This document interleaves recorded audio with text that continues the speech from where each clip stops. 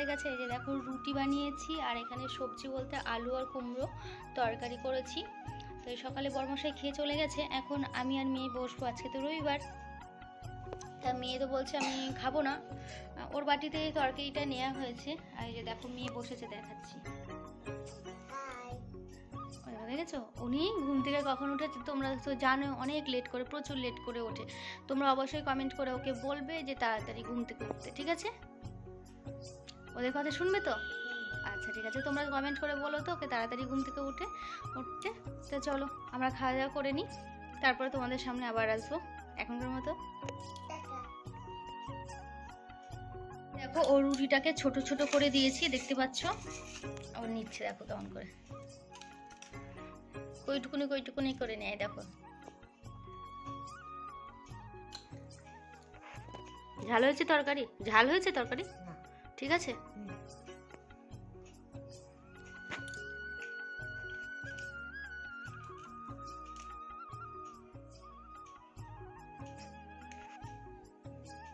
একা একা খেতে শিখে গেছে মেয়ে, আমার অনেক বড় হয়ে গেছে, তাই না বলো?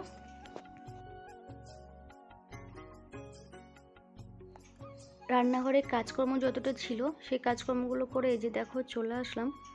মাছ নিয়ে এসেছে, ছোট মাছ। হ্যাঁ, ছোট মাছ বলতে এগুলো ময়া মাছ বলে, তোমরা কি বলো আমি জানি না।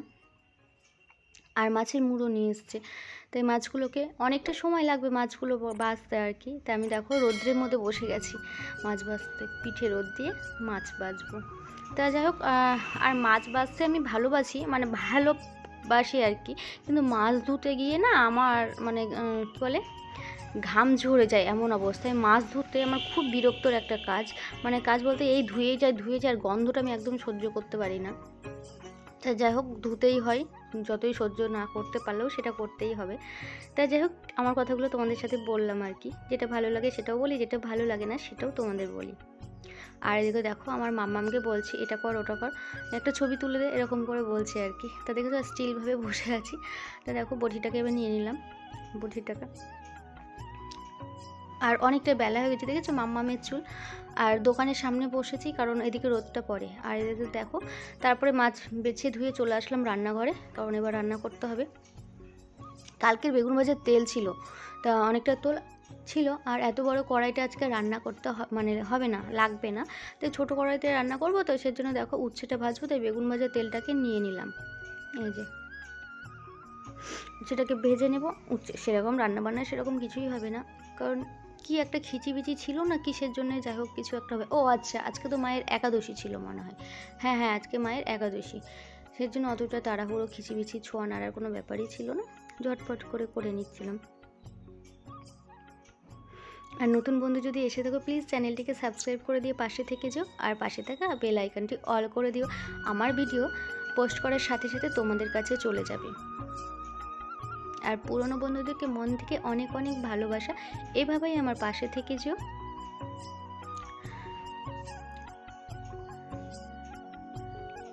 আর ওখানে সব যেগুলো রান্না করব সেগুলো ওখানে রেখেছি আর কি, তাই তোমাদের একটু দেখিয়ে দিচ্ছি। আমি দেখছি ঠিকঠাকভাবে ক্যামেরাতে আসছে কিনা, সেটাও একটা দেখার বিষয় আর কি।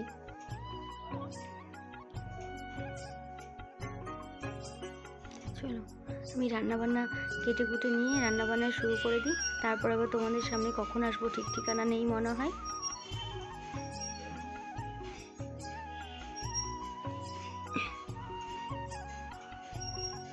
আর তোমরা না, নতুন বন্ধু যদি এসে থাকো, তোমরা এই কথাটা কোনো সময় বলবে না যে আমি বন্ধু হলাম, বন্ধু করে গেলাম, আমার ঘরে এসো নিমন্ত্রণ করে গেলাম, এইগুলো প্লিজ কেউ করো না। তার ঘরে তো আমি যাবই না, সত্যি কথা বলতে আমি তার ঘরে একদমই যাব না।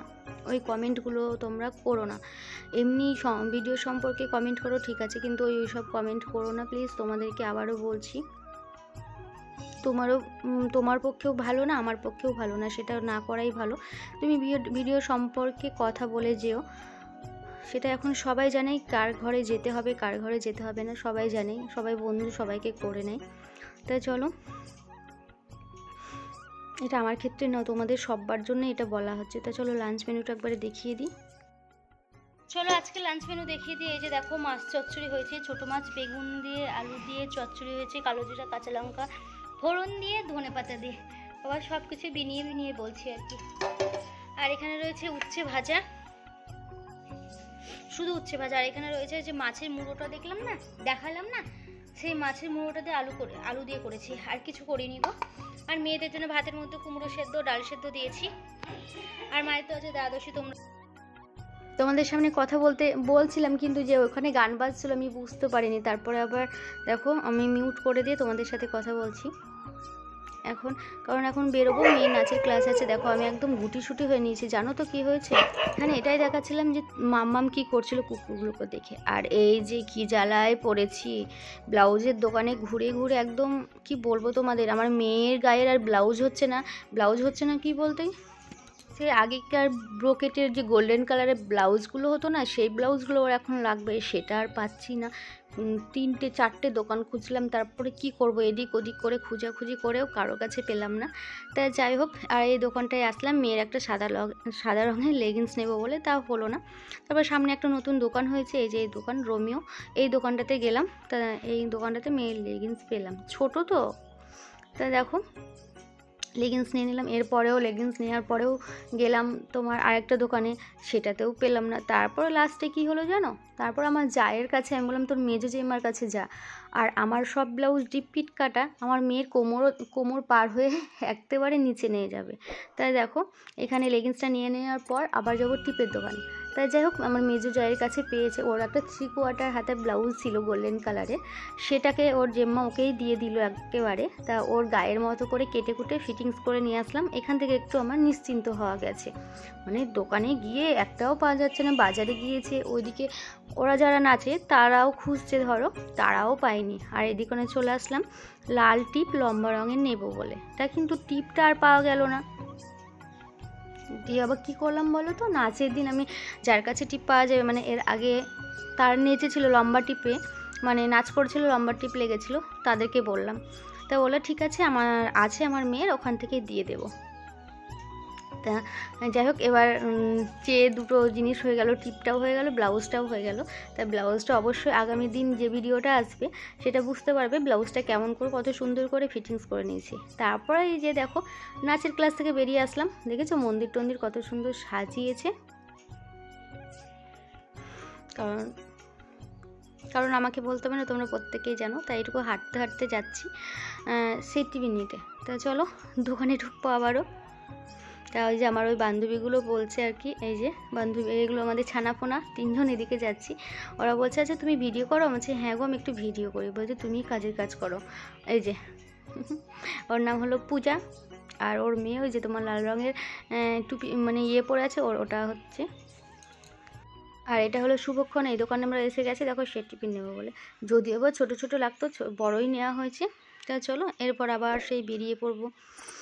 এই যে এই দোকানে শাখা থাকে, খুব সুন্দর সুন্দর শাখা থাকে। আমি কিন্তু কোনোদিনও এই দোকান থেকে শাখা পরিনি, আমার বরমশাই আবার বলে যে ওই দোকানে শাখা পরবো, খুব ভালো ভালো শাখা থাকে।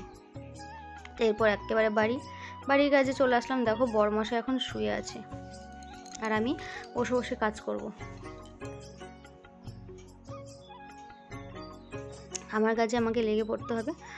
ও যতই যেখানেই যা করে আসি, এখন বাজে তোমার 9:45 বাজছে, 9:45 কি 9টা আমি ঠিক মনে পড়ছে না এখন। এই যে দেখো মুখটা ভার হয়ে গেছে, কারণ হচ্ছে সেটাও বলছি, তখন আমার ব্লাউজে ঠিক ছিল না তাই মুখটা ভার হয়েছিল, বুঝেছো? আমি তোমাদের আগে সব বলে দিয়েছি, তাই এর জন্য মুখটা ভার আছে। আর আবারও তোমাদের বলছি, এখনও পর্যন্ত যারা ভিডিও দেখছো নতুন বন্ধু, তারা প্লিজ ওই কমেন্টটা করো না যে ভালো লাগলো, এরকম তোমারও ক্ষতি আমারও ক্ষতি। আমি চাই না আমার ক্ষতি হোক কিংবা তোমারও ক্ষতি হোক, তো সেটাই তোমাদের আগের দিয়ে বলছি, কেউ যেন ওরকম কমেন্ট করো না। আমার একা ক্ষতি না, তোমাদেরও ক্ষতি হবে। প্রত্যেককেই এই কথাটা বলা হচ্ছে, কারণ তোমরা দেখছি প্রচুর আসছো, এসে ওইভাবে কমেন্ট করে যাচ্ছ। বর এমন কি একটা কথা বলে যে আমি খুব হাসছিলাম আর কি। আর আজকে ননস্টপ কথা বলেই গেলাম, এত কথা আছে আজকে, মাঝে তোমাদের বলে শেষ করতে পারছি না। তাই যাই হোক, তোমরা সবাই ভালো থেকো, সুস্থ থেকো, সাবধানে থেকো, আর এভাবেই আমার পাশে থেকো।